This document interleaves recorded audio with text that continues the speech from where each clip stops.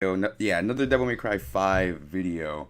And this particular video let me put this down real quick. This particular video is just talking about does the designs really look that bad? And does the designs matter as a whole, right? Cuz awkwardly enough, I think the biggest thing that one of the biggest things everybody is talking about, besides like the placement of Devil May Cry, besides like the mysterious right character that you guys see on the cover art of the poster that they revealed, or the concept art that they revealed at E3. Everybody talks about the facial designs for some of these characters, and I don't know, like, don't get me wrong. Just to let you guys know how I feel about them right away. I like them. I like the facial designs for these characters. Overall, I think I was talking in a couple of forums. Well, not forums, but I think I was talking on a couple of videos, not forums yet. I'll post this video on one of those, on one of the different Devil May Cry groups that I'm following on Facebook.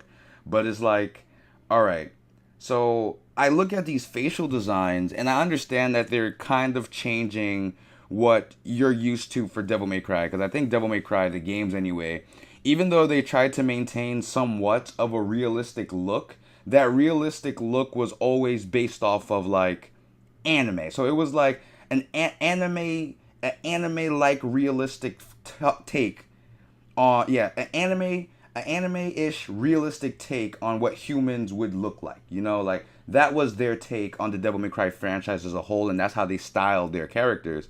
And I think a lot of fans there they miss that, but I think because of them missing what the previous Devil May Cries have done, they're just writing off this completely new art style altogether. Because the picture that I'm showing right now of Nero, of on Devil May Cry 5, I mean, it doesn't even look that bad.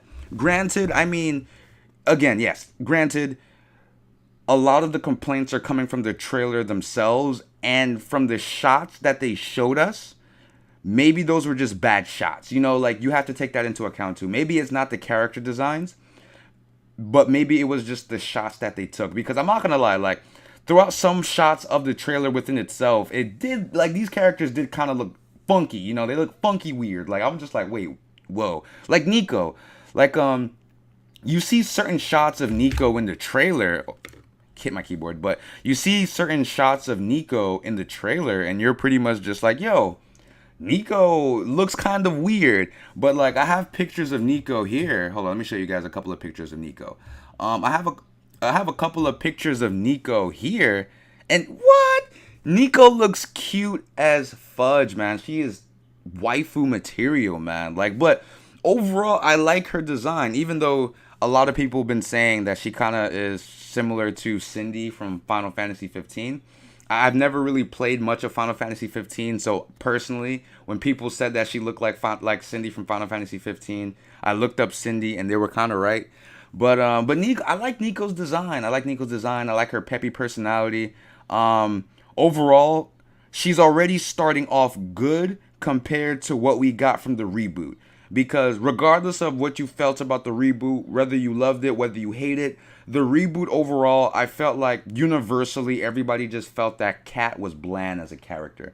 Like as a female tag along character, she just felt bland. Like she just didn't add anything to the overall story outside of her just being exposition and pretty much being a fast travel point in the game. Like that's pretty much Cat's role.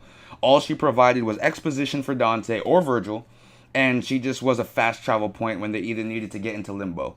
So Cat, just two thumbs down for her. Nico, she has potential. She actually plays a pivotal role for Nero in the storyline by giving him that new mechanical arm that he's rocking right now. So I mean, she looks good. Like I don't see nothing wrong with her design right now.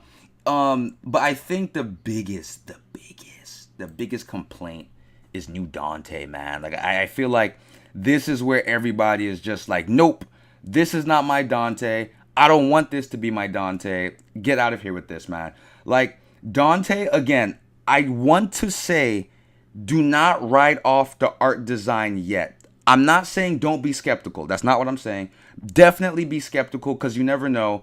Like the game could come out and then you still feel the same way that you felt initially when the first trailer dropped. still be skeptical.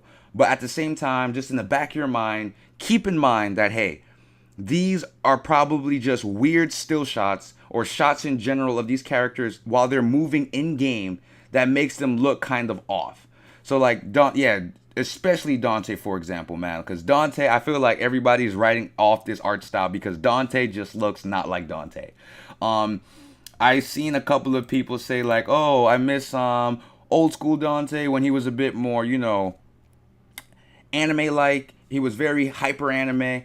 And I don't know, man, because for the most part, converting from the anime style to this hyper realistic style, I think the person that they hit on the nail was Nero. Because honestly, I'm not going to lie to you guys, man. Like, to me, I think they did Nero perfectly, man. Like, I think they did Nero really good. Like, if you just look at Nero when he was in Devil May Cry 4, and then you take a look at Nero in Devil May Cry 5, like, I honestly think, like, that was a good transition. That was a very, very good transition.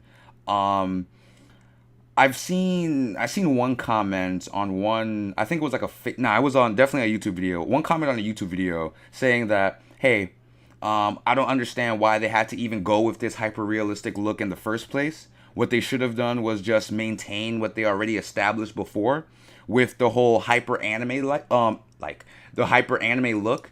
But my thing is though, I believe it was a part of the interview that the creator of Devil May Cry 5 said something along the lines of this game wouldn't have been a thing if they hadn't changed the art direction for the game.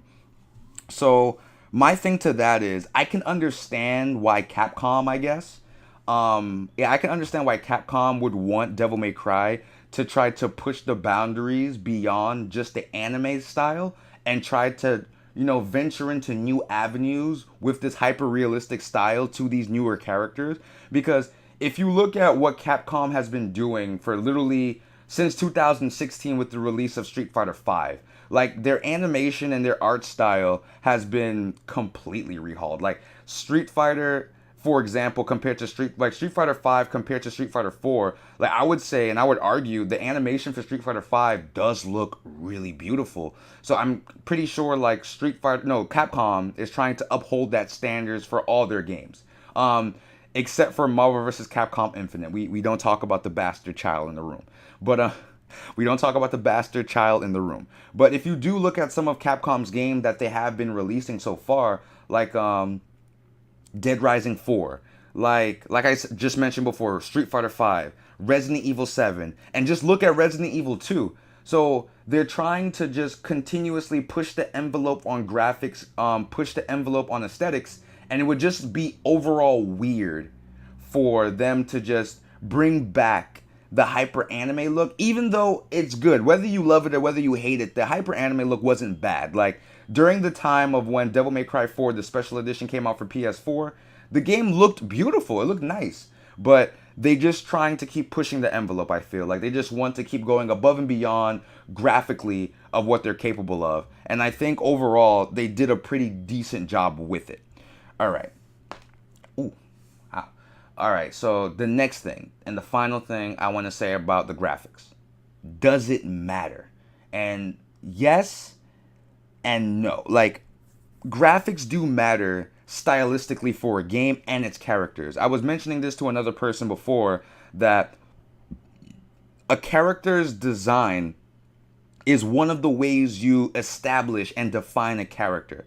Like, obviously, dialogue, obviously, character interactions, and the way you establish that character's personality is obviously one of the ways that you distinguish a character. This is how you're able to differentiate character A from character B, right?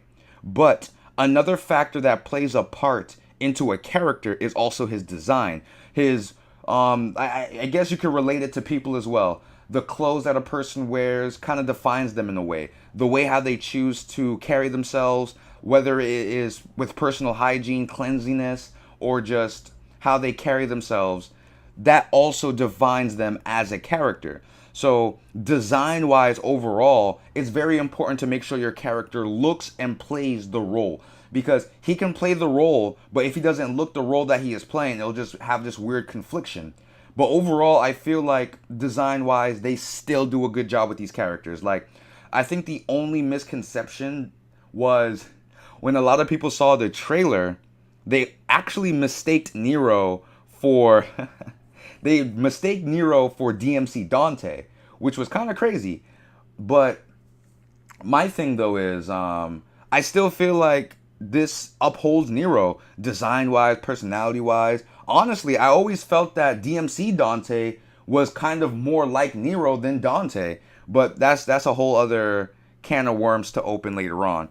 But I just feel like overall they did a good job design wise. Defining these characters with their outfits and the way how they look and their personalities, I think they're just two for two for. But now let's talk about why I also say it doesn't matter. Aesthetically, when it comes to design and when it comes to aesthetics for a beat 'em up game, a fighting game, or any game in general, all of that is day one, maybe day three. So the first 3 days you own the game, that's when you're pretty much gushing over the art style of the game. Whether or not you're an artist or whether or not you're a person that indulge in art, I'm pretty sure it would last way longer than 3 days. But at the end of the day, for the most part, what it boils down to is the gameplay. After you're trying to get into the game, when you're trying to get into the gameplay, that's all that really matters. Whether or how the character looks is just an afterthought. What really matters is, and what they're really going to have to show us, is if this game is fun to play. Because any character can look amazing. I'll use the example again. Street Fighter V. Street Fighter V looks amazing. Some of these character designs, some of the character designs. Rest in peace Ken's face, and rest in peace Alex hair. But some of the character designs do look really good in Street Fighter. Shouts out to Cammy. Shouts out to Chun-Li. Shouts out to Juri. Shouts out to Urien. These characters look very good.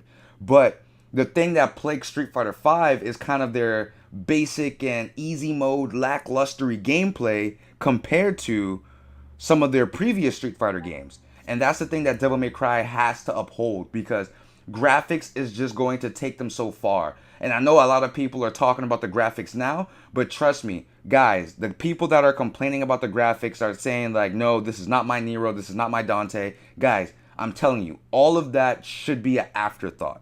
Right now, the one thing that you should be scared of is the gameplay and what they plan on doing with the gameplay as a whole. And I'm not saying that they're going to do, or there's a potential chance that they're going to do a bad job. I don't feel that way at all. This is the same people that brought us Devil May Cry 4, Devil May Cry 1, and I also believe Devil May Cry 3, if I'm not mistaken. But yeah, I have a complete faith in the gameplay, but I feel like that's what you guys should really be focused on rather than aesthetically how these guys look. And you guys already know how I feel about the look. I feel like the look is amazing. The look is awesome. So yeah, that's how I feel about the look of Devil May Cry 5. Guys, let me know what you guys think overall about the looks, cuz I honestly think Nico just looks god dang amazing, man. Like, Nico, go Nico, man. Like, I'm really rooting for her. I have to talk about Nico as a character in another video, but excuse me. Yeah, I really like Nico, man. Like, my eyes are on her because given like I said, given the past couple of like female tag-alongs, like we had Trish, who was really good. Then we had Trish, who was good. We had Lucia, that was kind of blandish, but no, I mean, all of Devil May Cry 2 was kind of bland altogether. So yeah, we had Lucia, and then we had Lady, who I think Lady had more of a personality, if anything. Like, she was more interesting. Like, she had an interesting backstory overall. Personality-wise, was more of just, she was the chick with guns. Devil May Cry 4, we didn't really get, well, we got Kirie, and Kirie's Kirie. So she was mostly just damsel of distress for most of the game. And then Devil May Cry 5, or Devil May Cry the reboot, we got Kat, who was completely bland, and like I said before, she was just exposition. So yeah, let me know what you guys think overall about the design of these characters. Do you guys still hate the designs? Are you like me and you like and enjoy the designs for what they are?